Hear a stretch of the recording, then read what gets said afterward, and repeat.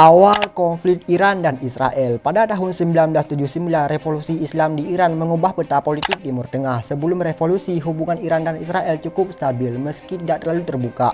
Setelah revolusi, pemerintah baru Iran menyatakan Israel sebagai negara yang tidak sah dan mulai mendukung kelompok anti-Israel seperti Hezbollah di Lebanon dan Hamas di Gaza. Israel melihat ini sebagai ancaman langsung. Sejak saat itu, permusuhan ideologi dan politik antara kedua negara mulai memanas dan berlangsung puluhan tahun.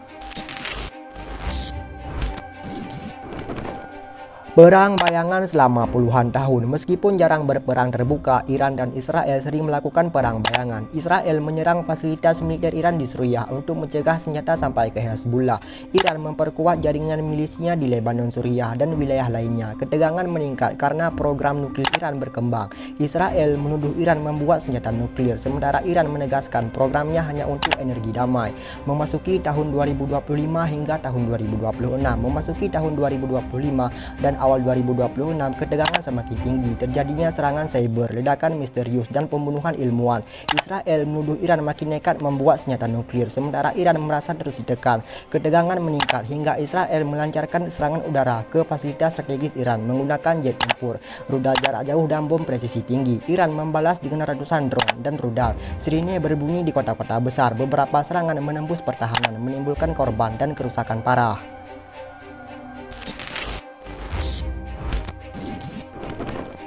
Kematian pemimpin Iran. Pemimpin tertinggi Iran Ali Khamenei tewas akibat ledakan di komplek keamanan tinggi. Serangan ini berasal dari udara dan presisi tinggi, bukan ditembak langsung atau bom bunuh diri. Iran menyebutnya pembunuhan dan tindakan perang. Israel menyebutnya operasi pencegahan. Kematian pemimpin Iran memicu nasionalisme dan kemarahan di kalangan rakyat Iran. Reaksi Iran segala membalas dengan meluncurkan rudal balistik, serangan drone, dan ancaman terhadap pangkalan Amerika di kawasan.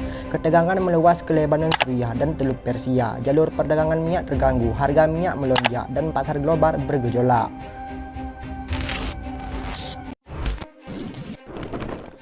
Peran Amerika Serikat, Rusia, dan China. Amerika Serikat mendukung Israel dengan intelijen satelit dan bantuan militer, sementara Rusia dan China menyuarakan penahanan diri untuk menghindari perang global. Negara lain mengawasi situasi dengan ketat, berharap jalur diplomasi lebih dipilih daripada eskalasi militer.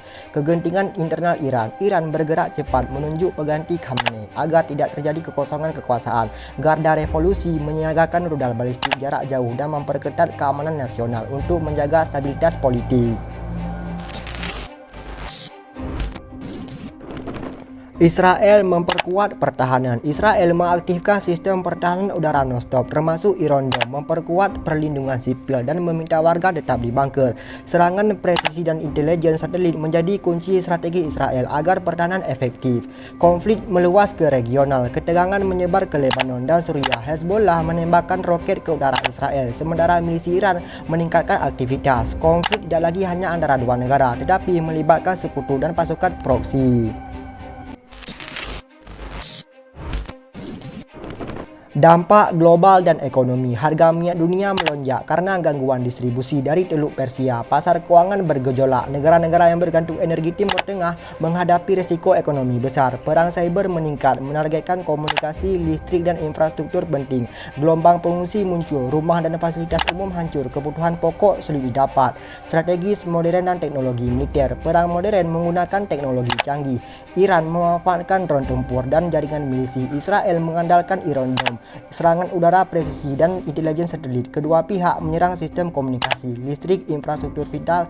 Konflik menjadi lebih kompleks dan sulit diprediksi. Akumulasi konflik puluhan tahun. Konflik ini adalah puncak dari permusuhan panjang sejak tahun 1979. Permusuhan ideologi, persaingan pengaruh, dan kekhawatiran nuklir menjadi inti masalah. Dunia berharap diplomasi lebih dipilih daripada eskalasi militer. Kesimpulan, konflik Iran dan Israel menunjukkan betapa rapuhnya stabilitas Timur Tengah. Satu keputusan militer bisa mengguncang politik, ekonomi, dan keamanan global. Permusuhan ideologi sejak tahun 1979, persaingan pengaruh, serta kekhawatiran nuklir menjadi inti masalah. Dunia menyadari bahwa perang ini bukan hanya tentang dua negara, tetapi tentang keseimbangan, kekuatan kawasan, dan risiko global. Gimana pendapat kalian? Tulis di kolom komentar. Jangan lupa like dan subscribe. Saya Aris Story Lab undurkan diri. Bye.